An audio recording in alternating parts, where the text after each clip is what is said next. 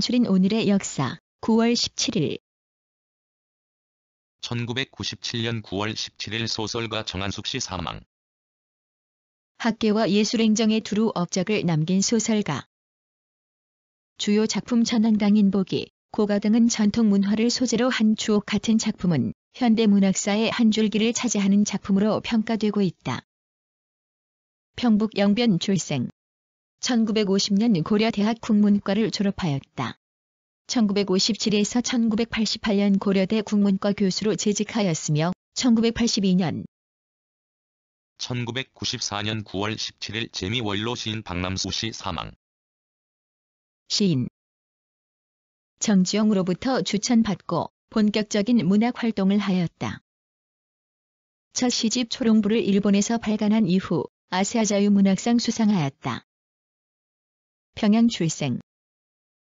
숭실 상고를 거쳐 1941년 일본 주오중앙대학을 졸업하였다.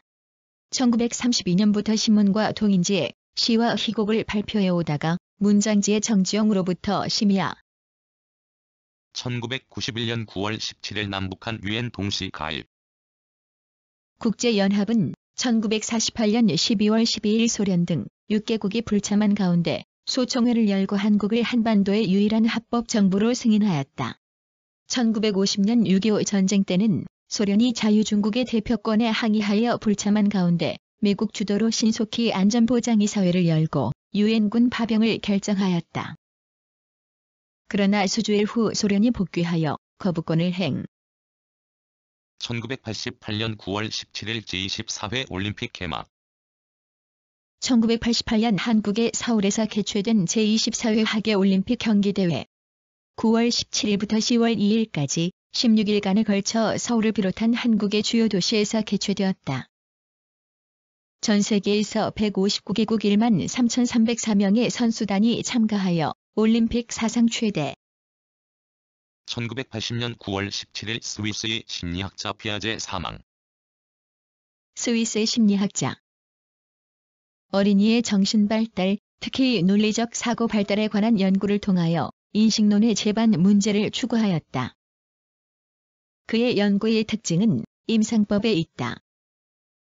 정신병 환자의 임상 진단 방법을 응용하여 어린이와 대화를 나누면서 어린이의 사고 과정의 하부 구조를 밝혔다. 1896년 스위스 뇌샤텔에서 출생하였다. 그의 아버지는 뇌샤텔 대학. 1980년 9월 17일 독재자 소모사 데바일레 피살. 니카라과의 군인, 정치가. 아버지인 대통령 소모사 가르샤가 암살된 뒤 아버지의 뒤를 이은 형 루이스 소모사 데바일레가 죽자 1967년 5월 대통령이 되었다. 그러나 그는 형과 달라 아버지처럼 독재와 착취를 일삼다가 1972년에 사임하였다. 소모사 가르샤의 아들이다. 1946년 미국 육군 사관학교를 졸업하고 1964년 중 1965년 9월 17일 안희태 타계. 한국의 작곡가, 지휘자. 1936년에 애국가를 작곡했다. 마요르카 교향악단의 상임 지휘자를 지냈다. 문화포장을 받았으며 사후 문화훈장 대통령장이 주서되었다. 평양에서 태어났다. 평양 숭실중학교 재학 중 3.1운동이 일어나자 이해가담, 퇴학당한 뒤 일본에 건너갔다.